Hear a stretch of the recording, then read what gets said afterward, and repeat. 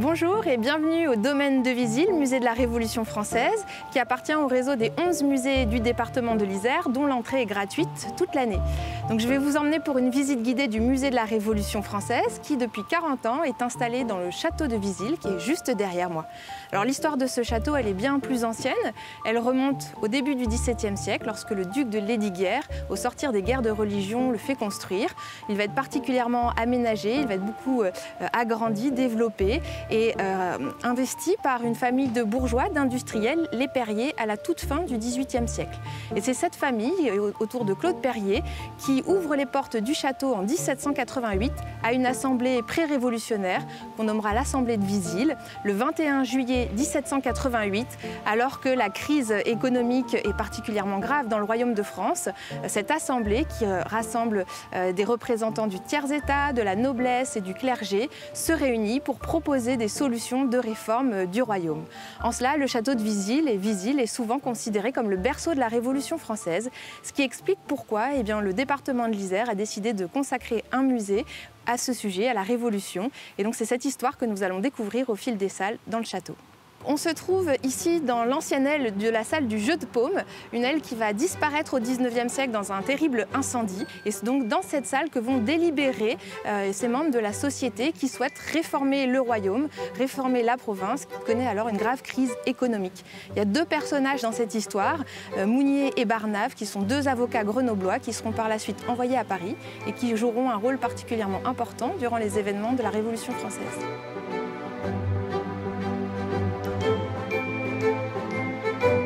Pour commencer cette visite, on se trouve dans la salle des faïences. Comme vous le voyez partout autour de moi, il y a de nombreux objets, de nombreuses assiettes en faïence. C'est un support qui se démocratise beaucoup, qui se développe beaucoup à la fin du XVIIIe siècle.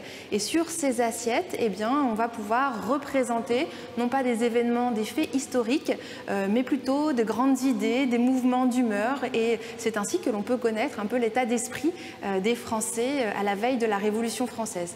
Puisque les assiettes que l'on conserve de la fin du XVIIIe siècle mettent l'accent sur l'organisation de cette société d'Ancien Régime avec l'utilisation très souvent des trois emblèmes qui représentent les trois ordres qui constituent donc la société de l'époque. Évidemment, la bêche représente le tiers-état qui constitue 98% de la population. L'épée est là pour représenter la noblesse et puis la crosse évidemment signifie le clergé. Donc on voit que ces trois ordres sont souvent réunis sous une couronne, sous l'autorité du roi. Si à la fin des années 1780, ces assiettes arborent les trois régimes sous la protection de la couronne de France, il en est évidemment tout autrement dans les productions des années 1790. Après 1792, la monarchie est abolie en France et à partir de là, l'iconographie, les images reproduites laissent la part belle à l'idée de nation et aux nouvelles valeurs du nouveau régime qui est la toute jeune République de France.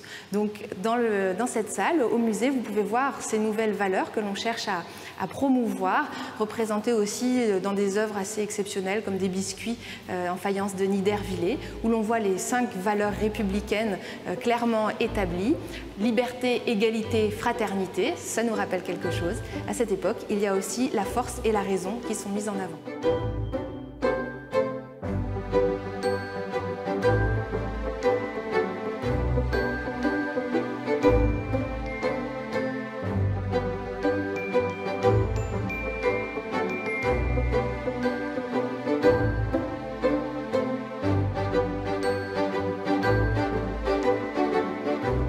Nous sommes ici dans l'une des salles peut-être les plus imposantes du musée de la Révolution française, une salle qui a été construite à la fin des années 1980, qui a été gagnée sur le rocher sur lequel repose le château de Visil, pour accueillir, comme vous pouvez le voir, des œuvres de très grand format, des peintures majestueuses.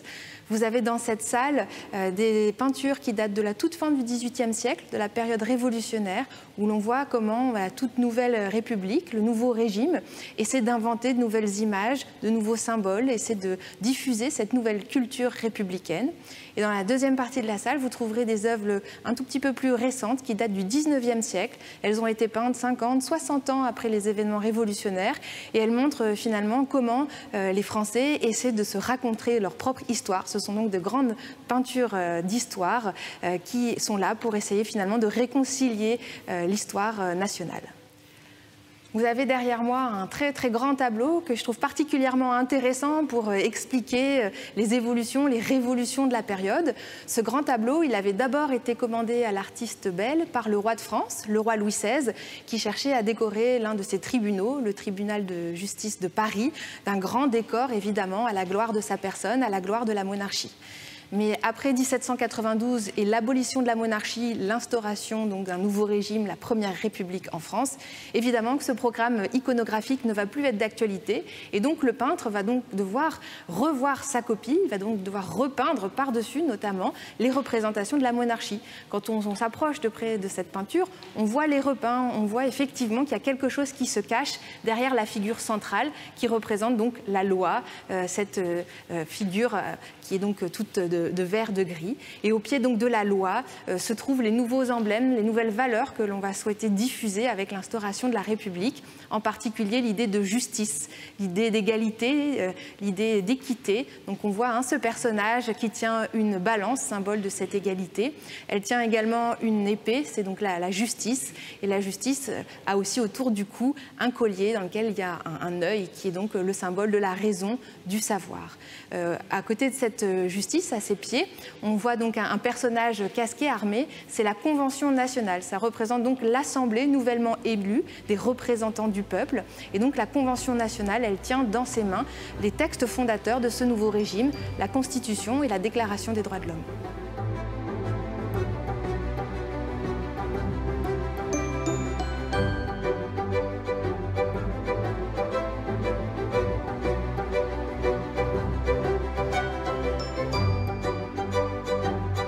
Contrairement à certaines idées reçues, la période de la Révolution française n'est pas uniquement une période de destruction, de vandalisme contre le patrimoine, contre les monuments. C'est aussi une période durant laquelle on va beaucoup peindre, on va beaucoup sculpter. Et donc il y a comme ça une effervescence artistique qu'on essaie de présenter dans les collections du Musée de la Révolution française, où vous pourrez admirer un certain nombre de sculptures, de peintures. Donc, derrière moi, vous avez un tableau qui est l'œuvre d'un artiste qui s'appelle Guillaume Guillon-Lethière, dont le parcours est particulièrement intéressant. Il était né en 1760 en Guadeloupe comme esclave. Il va suivre son père jusqu'en métropole où il va pouvoir suivre des cours de dessin et être reconnu en tant que tel et devenir l'un des peintres les plus en vue de la période. Guillaume Guillon-Lethière est un artiste néoclassique dont on a la chance donc de conserver l'une des œuvres juste derrière moi, une scène allégorique, symbolique, qui représente l'enrôlement des volontaires en 1799.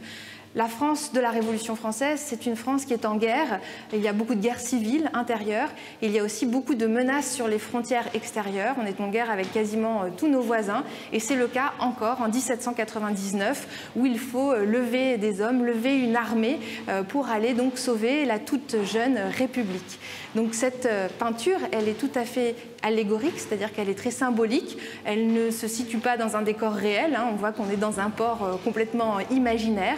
Et l'on voit donc ce départ de jeunes soldats qui semblent vraiment animés d'une fougue patriotique, qui se trouve au pied de la statue de la patrie qu'ils quittent pour aller rejoindre un bateau et aller guerroyer pour la défendre.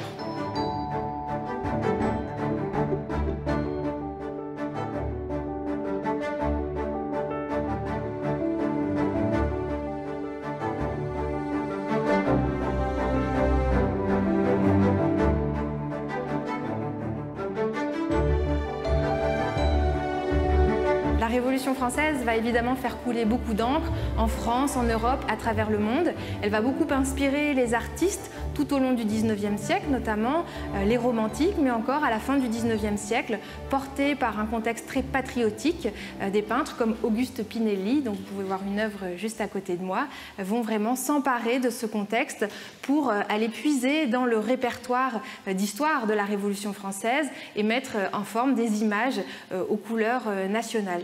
Donc, sur ce tableau, vous pouvez voir un personnage particulièrement connu, célèbre de la Révolution, c'est le peintre Rouget de Lisle, que l'on voit là assis à son bureau. Il semble inspiré, trouver son inspiration grâce à un génie, une femme ailée qui lui donne l'indication, qui lui dit où aller. Cette femme, c'est l'idée de patrie, d'ailleurs, elle indique du bout du doigt pro patria. Cette femme, elle est armée d'un drapeau bleu, blanc, rouge et elle participe ainsi à ce grand mouvement. Et cette femme donne ainsi de l'inspiration à Rouget de Lisle pour qu'il compose son fameux chant. Ce chant, il a été effectivement composé en 1792, au moment où la France était en guerre, pour accompagner les soldats qui allaient rejoindre l'armée du Rhin, en particulier les soldats de la région de Marseille, ce qui lui vaudra son nom quelques années plus tard, la Marseillaise. Et comme on le sait tous, c'est dans ces années, dans les années 1880, que la Marseillaise, ce chant révolutionnaire, est finalement devenu l'hymne national de la France.